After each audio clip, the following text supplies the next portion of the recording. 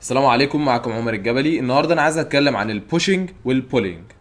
في الفيديوهات اللي كنت بطلع لايف كان في ناس بتسالني عن التمرينات، وكنت دايما بقول لهم وزنوا بين البوشنج والبولينج، وحط الحركات اللي فيها بولينج مع التمرينات البيزكس اللي فيها بولينج برضو، والحركات اللي فيها بوشنج مع البيزكس اللي فيها بوشنج. الكلام اللي بقوله ده. طيب نعرف يعني ايه بوشنج، يعني ايه بولينج. البوشنج هي كل تمرين بزق فيه. انت لو داخل مول او محل فيه باب ازاز بيبقى مكتوب عليه بول او بوش. بوش بتزق، بول بتشد. فالتمرينات متقسمه لنوعين اساسيين، هو اللي فيها بوش واللي فيها بول.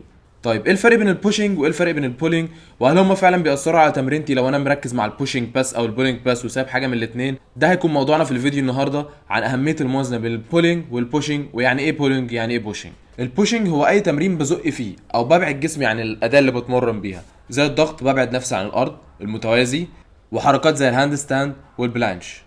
البولينج هو كل تمرين بشد فيه جسمي على الاداه اللي بتمرن بيها. مثلا العقله انا بشد نفسي على البار، فهنا بتبقى بولينج. الحركات اللي بتبقى فيها بولينج او شد زي الفرونت ليفر والباك ليفر. اهميه الموازنه بين البولينج والبوشنج. ناس كتير جدا مش عارفه اهميه الموازنه بين البولينج والبوشنج، ومش عارفين اصلا يعني ايه بولينج ويعني ايه بوشنج، وازاي توفق بينهم في التمرين. بنلاحظ مثلا ان في ناس بتبقى كويسه جدا في الحركات اللي فيها بوشنج زي المتوازي والضغط، لكن تلاقيها ضعيفه في العقله، او العكس، ممكن تلاقي ناس كويسه جدا في العقله بس ضعيفه في المتوازي والضغط. الكلام ده برضو بيطبق على الحركات. في ناس بتلاقيها قويه في البلانش والهاند ستاند، لكن تلاقيها ضعيفه في الفرونت ليفر والحركات اللي فيها بولينج. او هتلاقي على العكس، ناس كويسه في الفرونت ليفر وفي الحركات اللي فيها بولينج، لكن ضعيفه في الحركات اللي فيها بوشنج زي البلانش والهاند ستاند. والكلام ده لو ركزنا فيه هنلاقيه متطبق على ناس مشاهير جدا في اللعبه ومستوياتهم عاليه جدا. هتلاقيهم مثلا كويسين جدا في البلانش والهاند ستاند وبيعملوا اوضاع صعبه جدا فيها، لكن هتلاقيه ضعيف في الحركات زي الفرونت ليفر، ما بيعملش فيها هولد كويس، الفورم بتاعه مش زي الحركات البوشنج. ودي بتبقى من اكبر المشاكل اللي بتواجه المحترفين في اللعبه، ان هو ما وازنش بين البولينج والبوشنج من اول ما بدا اللعبه. ده بيبقى عشان هو ما كانش عارف في البدايه. الفكره في التمرين ان انت بتبقى حاسس ان انت اقوى في العقله، او حاسس ان انت اقوى في الضغط والمتوازي، فبتركز على التمرين على الحاجه اللي انت اقوى فيها، وبتقلل التمرين في الحاجه اللي انت حاسس ان انت مش كويس فيها. ودي حاجه غلط، لان الريشيو او النسبه بين قوه البولينج عندك والبوشنج عندك بتزيد، حاجه منهم بتعلى وحاجه التانيه بتنزل. فلما تلاقي نفسك بقى مستواك متقدم، بتلاقي ان الموضوع ده عامل لك مشكله، وفي حركات كتير مش راضيه تيجي، وتلاقي ان في ناس مبتدئه عرفت تجيبها وانت مش عارف تجيبها. طيب ازاي اوازن بين البولينج والبوشنج؟ في البدايه انت هتشوف نفسك افضل في البولينج ولا في البوشنج.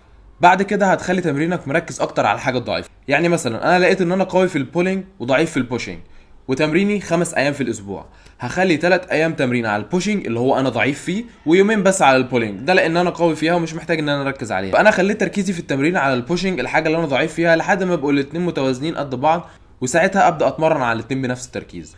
كمان لو عايز تجيب حركات معينه في البوشنج او في البولينج، لازم تكون كويس قوي في البيزكس بتاعتها. يعني مثلا انا لو عايز اجيب بلانش لازم اكون كويس في الاساسيات بتاعتها اللي هي الضغط والمتوازي والحاجات اللي فيها بوشنج عموما. انا لو كويس في البوشنج هلاقي ان البلانش بتيجي معايا بسرعه، لو كويس في البولينج هلاقي حركه زي الفرونت ليفر بتيجي معايا بسرعه. انما لو انا ضعيف في حاجه منهم هلاقي ان الحركه مطوله معايا ومش راضيه تيجي، وناس تانية ما خدتش نص الوقت اللي انا بتمرن عليه وجابتها. وساعتها اجي اسال نفسي انا ليه ما جبتش الحركه، وما ابقاش عارف الغلط منين. حبيت اشرح لكم البوشنج والبولينج دي لانها حاجه مهمه جدا ومعظم الناس ما بتبقاش عارفاها، وانا شخصيا وقعت في الغلطه ان انا ما وزنتش بين البولينج والبوشنج، ودلوقتي بحاول اعوضها.